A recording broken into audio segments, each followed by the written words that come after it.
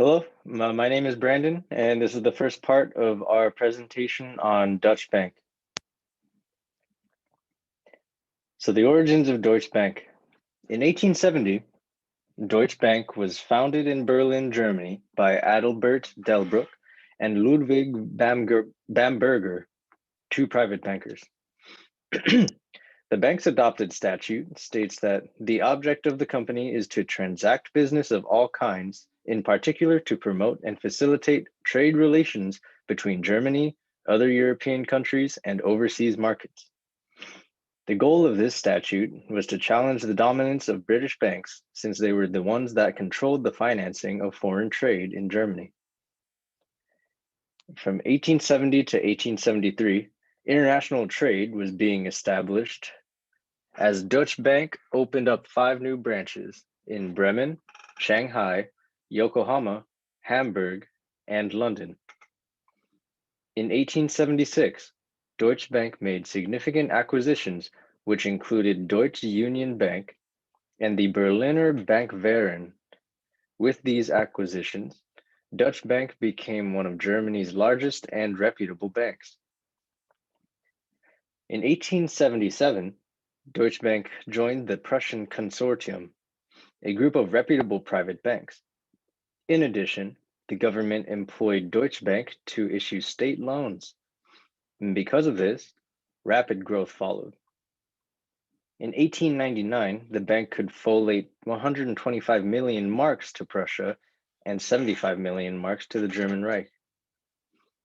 The bank played an integral part in helping to develop Germany's electrical engineering industry by issuing loans for the construction of power plants, electric railways, tramways, and municipal lighting systems. In 1914, the bank's acquisition of other banks expanded its branch network to 46 outlets. This raised the bank's capital to 6 times the amount it started with. The bank now had 200 million marks in capital, 112.5 million in reserve, and 1.58 billion in borrowed funds.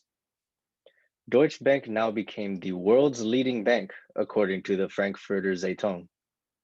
However, World War I forced the bank to refocus operations and activities to Germany for the time being.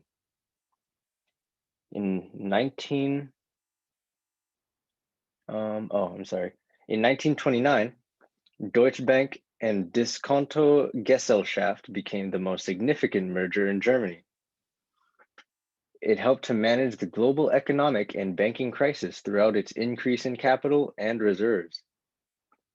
In 1933, Deutsche Bank supported Hitler's regime and programmed to manufacture weapons and munitions by purchasing government securities. In addition to this, 3 Jewish people on the board of managing directors were forced to resign. This included Oscar Wasserman, Theodor Frank, and George Solmsen. By 1938, the National Socialist government began freezing all Jewish assets and transferred those assets to the German Reich.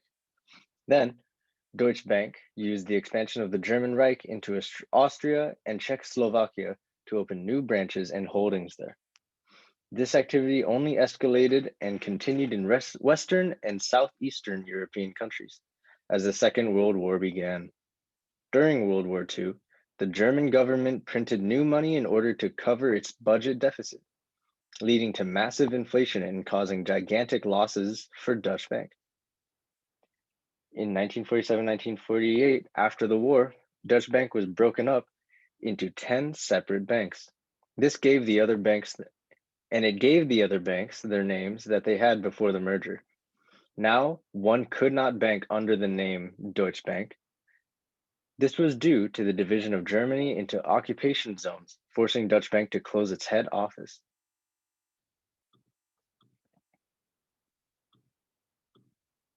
In 1957, the 10 institutions were reorganized into forming 3 banks. These banks were the Norddeutsche Bank AG, Rheinisch-Westphalische Bank AG, and the Süddeutsche Bank AG. In 1957, these banks were reorganized to form Dutch Bank AG. This is the bank's assets now totaled 8.4 billion marks. In 1968, the bank joined three other major banks, the Amsterdam-Rotterdam Bank, Britain's Midland Bank, and the Société Générale des Banques. Together, these four banks founded the European American Bank and Trust Company in New York. In the following years, more banks were acquired by Dutch Bank, such as in 1986, Banca de America e d'Italia SPA is acquired, and in 1989, UK investment bank Morgan Grenfell is acquired. In 1990, the United States Federal Reserve recognized Dutch Bank Government Securities Incorporated as a primary dealer of government securities. In order to restake a claim in Eastern Germany, Dutch Bank partnered with Deutsche Credit Bank. This led to the operation of 300 branches in Eastern Germany by Dutch Bank. Some notable offices that were also opened include ones in Bulgaria, the Czech Republic, Hungary, Poland, and Russia. However, this time of prosperity for the bank came abruptly to a stop in 1994. In 1994, Dutch Bank operated 260 branches in Italy and 318 branches in Spain. This made them the largest foreign bank in both countries. However, in 1995, information regarding Dutch Bank's ties to the Nazi government were made public, reducing its net income to 1.360 billion DM. In 1998, Dutch Bank admitted that they had profited off of Nazi gold from Holocaust victims, and that this was known among officials in the bank. This led to an $18 million lawsuit being filed against them. In the following year, Dutch Bank admitted to helping fund the construction of the infamous Nazi death camp Auschwitz. Many of these other German countries who were also revealed to be involved were contributing to a compensation fund for Holocaust survivors, but it took United States officials threatening to block a $10 billion purchase for Dutch Bank to finally contribute to the compensation fund. This fund ended up totaling $5.2 billion towards Holocaust survivors.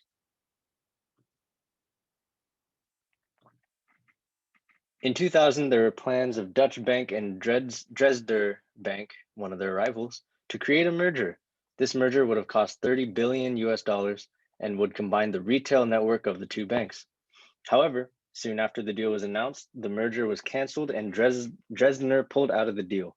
This cancellation affected Dutch Bank immensely and caused them to find another way to expand into an even bigger competitor in global investment banking. In 2001, it started off with big plans for Dutch Bank as they split the bank's operations into two business units, the Corporate and Investment Bank Group and the Private Clients and Asset Management Group. In 2004 to 2008, during the housing credit bubble, Dutch Bank was one of the drivers for the collateralized debt obligation market. Even with the market collapse in 2007, the bank continued to produce bad collateralized debt obligation products for their investors. In 2009, the allegations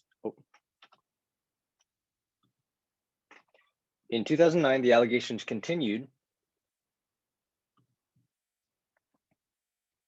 as former employees claimed that the bank failed to recognize $12 billion in paper losses on their portfolio of super senior trades of $130 billion. In 2012, the Dutch bank was found to be involved with the LIBOR scandal of the same year. The institution agreed to pay a combined total of $2.5 billion in fines. In 2013, the CEO of Dutch Bank and major shareholders were awarded a Black Planet Award of the Foundation of Ethics and Economics. This award was from the Ethicon Foundation and presented to call out the harm that the Dutch Bank has done through actions such as being one of the top financiers of the coal industry, while also presenting itself as a climate protector and/or ambassador. From 2015 to 2018, more and more penalties were requested from Dutch Bank for actions including lawsuits, litigations, penalties, and fines. Finally, in 2017, the bank paid a $7.2 billion settlement for the sale of toxic mortgage securities during the economic crash of 2008.